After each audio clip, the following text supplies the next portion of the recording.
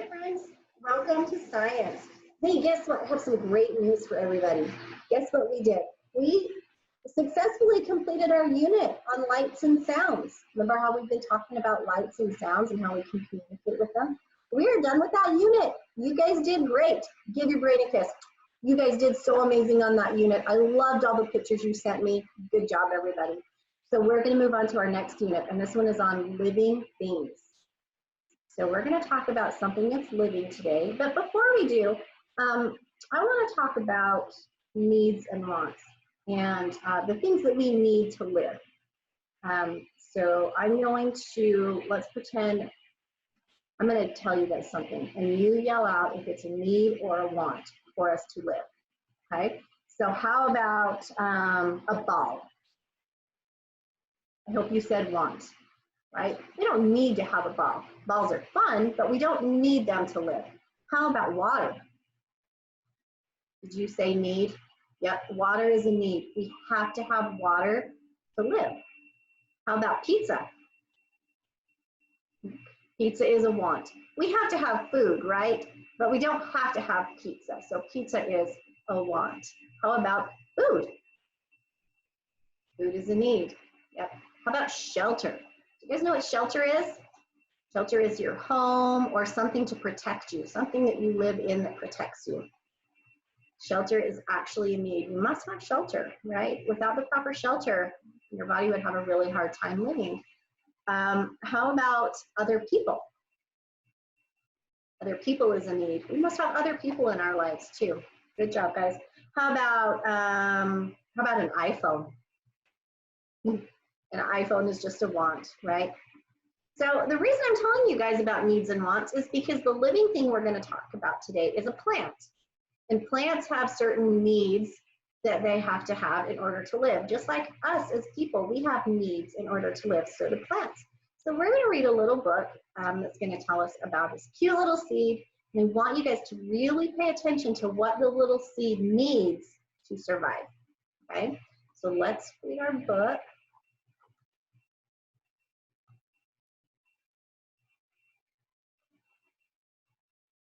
Come on, book, where are you? There it is. Okay, the tiny seed. It is autumn. A strong wind is blowing. It blows flower seeds high into the air and carries them far across the land. One of the seeds is tiny, smaller than any of the others. Will it be able to keep up with the others? Where are they all going? One of the seeds flies higher than the others. Up, up it goes. It flies too high and the sun's hot rays burn it up. But the tiny seed sails on with the others. Another seed lands on a tall and icy mountain. The ice never melts and that seed cannot grow. The rest of the seeds fly on by. But the tiny seed does not go as fast as the others. Now they fly over the ocean. One seed falls into the water and drowns. The others sail on with the wind, but the tiny seed does not go as high as the others.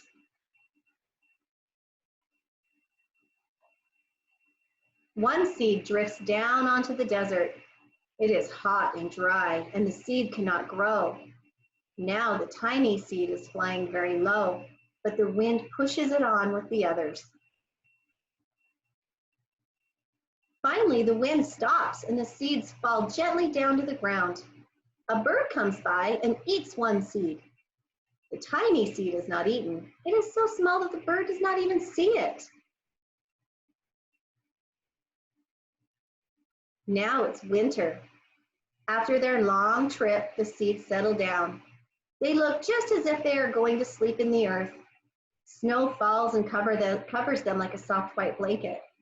A hungry mouse that also lives in the ground eats a seed for his lunch. But the tiny seed lies very still and the mouse does not see it. Now it's spring. After a few months, the snow has melted and it is really spring. Birds fly by, the sun shines, rain falls. The seeds grow so round and full that they start to burst open a little. Now they are not seeds anymore, they are plants. First, they send roots down into the earth. Then their little stems and leaves begin to grow up towards the sun and air. There is another plant that grows much faster than the new little plants. It is a big fat weed, and it takes all the sunlight and all the rain away from one of the smallest new plants. And that little plant dies. The tiny seed hasn't begun to grow yet. It will be too late. Hurry! But finally, it too starts to grow into a plant. The warm weather also brings the children out to play. They too have been waiting for the sun and springtime. One child doesn't see the plants and he runs along and, oh, he breaks one. Now it cannot grow anymore. The tiny plant that grew from the tiny seed is growing fast, but its neighbor grows even faster. Before, the tiny plant has 3 leaves and the other plant has 7. And look, a bud, and even now a flower. But what is happening? First there are footsteps, then a shadow looms over them, and then a hand reaches down and breaks off the flower. A boy has picked the flower to give to his friend. It is summer. Now the tiny plant from the tiny seed is all alone. It grows on and on. It doesn't stop. The sun shines on it, and the water rains it, and the rain waters it. It has many leaves, and it grows taller and taller. It is taller than the people. It is taller than the trees. It is taller than the houses. And now a flower grows on it. People come from far and near to look at this flower. It is the tallest flower they have ever seen. It is a giant flower. All summer long, the birds and bees and butterflies come visiting. They have never seen such a big and beautiful flower. Now it is autumn again. The days grow shorter, the nights grow cooler, and the wind carries yellow and red leaves past the flower. Some petals drop from the giant flower, and they sail along with the bright leaves over the land and down to the ground. The end. So guys, when those leaves travel down to the ground, what do you think is going to happen? You think a new flower might grow? Did you see how even though that one little seed was just tiny, it was able to survive because it had everything that it needed? Those other seeds, they were bigger, maybe even stronger, but they didn't have their needs met, right? One got too close to the sun, it got burnt. And another one, it drowned in the ocean. And another one, it didn't get any rainwater because the weed was covering it. So plants, just like people, have needs in order to grow. So I'm going to show you guys a PowerPoint. We're going to talk about what parts of the flower, what it does for the flower, why the flower needs that part. That was confusing. You'll understand when we get there. I'm sorry, guys. All right, let me find it. Give me just a second. Okay, here we go. All right, I want everybody to look at your hands.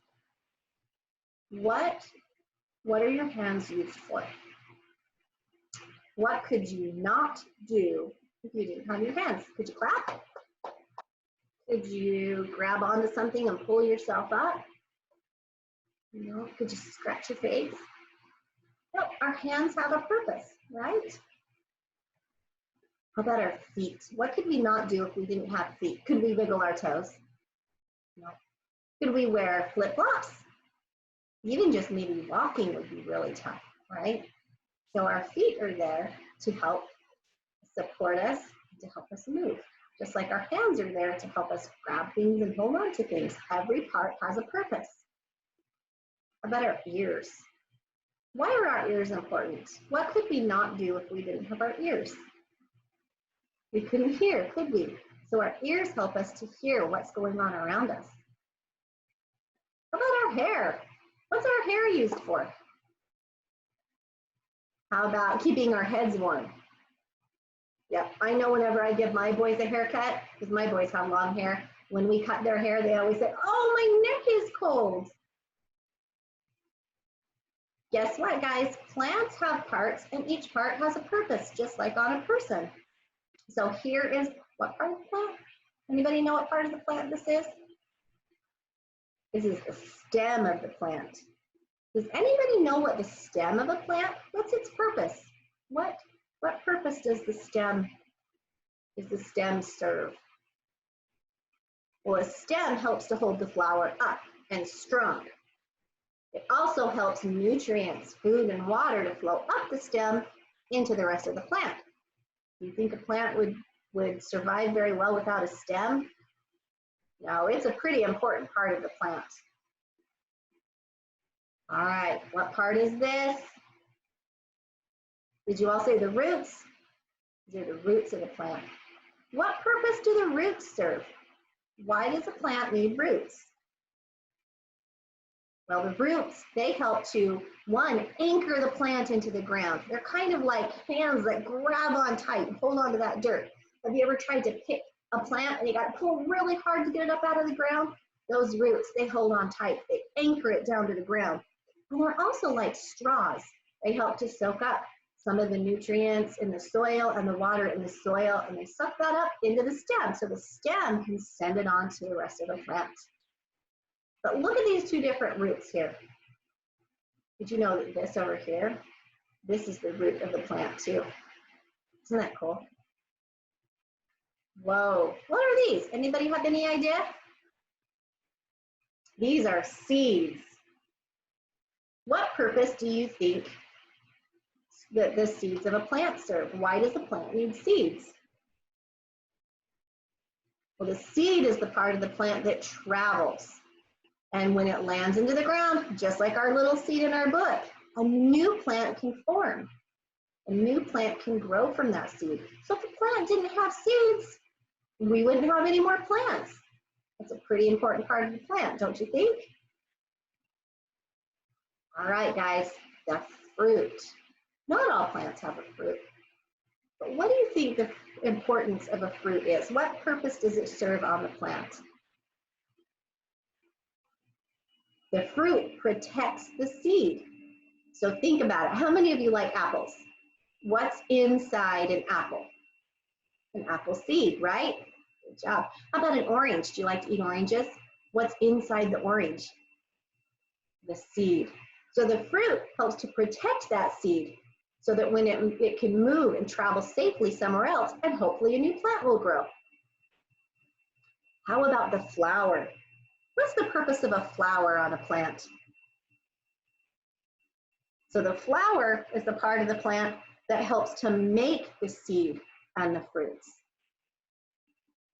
Just like if you have a cherry tree, you see all those beautiful blossoms, and then pretty soon you get the cherries, right? And inside the cherry is the seed.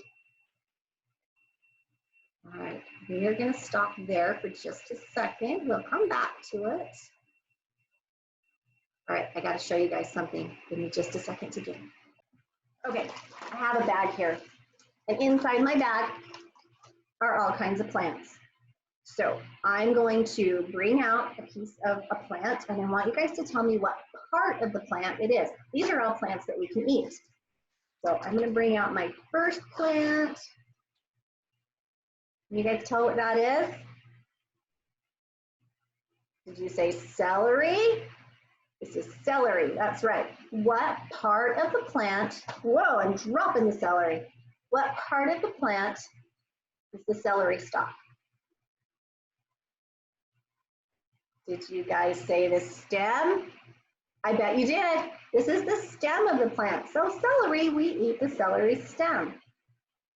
All right, let's try our next one. I'm gonna see if I can trick you. Okay, here is the next one. Can you tell what those are? Carrots. What part of the plant is a carrot? Is it the flower? Is it the seed? No, it's the root. You guys knew that, right? This is the root of the plant. This is what is down in the dirt. When you pick a carrot, You have to pull the carrot part that we eat. It's down in the ground. You got to pull it out really hard. Yep, so a carrot, we eat the root of a carrot. All right, let's try another one. How about some spinach? Ooh, I love spinach. Do you guys like spinach? I bet you all like spinach. Part of the plant do you guys think this is? Is it the flower or the stem? How about the leaves? This is the leaves of the plant, right? Good job. Okay. Next one. I'm going to try to trick you again.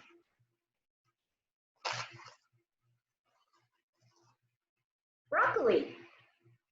What part of the plant is broccoli?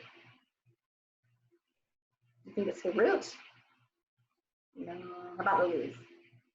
Nope. Broccoli is the flower. When we eat broccoli, we're eating the flower part of the plant. I have one more to show you, but it's all the way across the room. I forgot to grab it. So I'm going to sneak away real quick. I will be right back with my last part of the plant. Okay, so here's one more part of the plant. Get it ready to show you. You guys see that? Ooh, they're going to fall out of my hand. What part of the plant is that? Any ideas? Did you guys say the seed? Yep, these are actually sunflower seeds. That's the seed of the sunflower. All right, guys, we are going to do a really cool project. So included in this lesson is a link to a paper. Hang on, let me show you. Sorry, my stuff is all over the place. You can do this several different ways. If you have all the supplies, you can follow along with me. If you don't have all the supplies but you want to get them, you can do it after. Or if you don't have the supplies and you just want to do it from the printable, totally fine. Or you can be super creative, come up with your own supplies. I love to see how creative you guys are. We're going to create a plant. Are you ready? Okay, guys, we are going to make a really cool parts of the plant paper. So like I said, if you have the supplies at home, you can gather them, you can follow along with me, or you can do these after.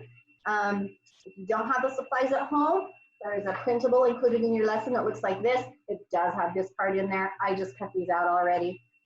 Or you can look around your house, find any cool supplies that you have. I love your creativity. If you want to come up with another way to design your plant, I would love to see it.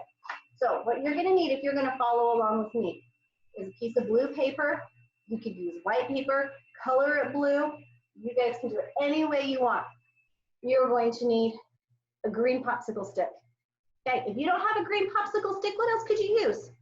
Could you use a regular popsicle stick and color it green? Absolutely. What else could you use? How about a toilet paper roll? That would work. Or maybe just a twig from your backyard. Okay, that's one thing that you're going to need. You're going to need a sheet of brown paper. If you don't have brown paper, use white paper and color it brown. You're going to need green paper. I have 2 different shades of green. You can use 2 shades of green. You can use 1 shade of green. You can do it any way you want. You are going to need,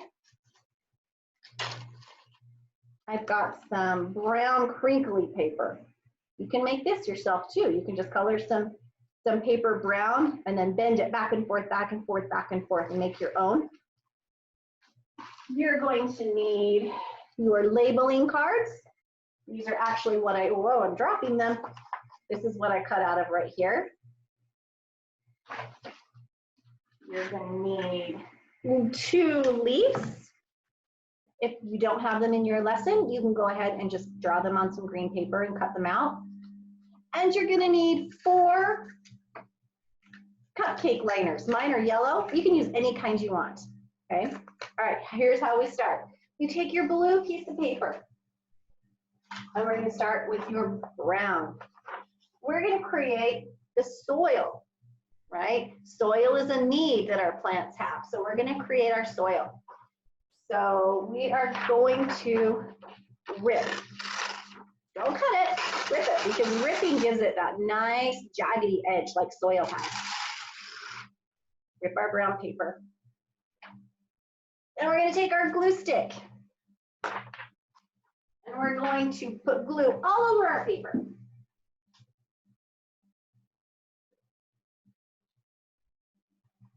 And glue your brown paper on.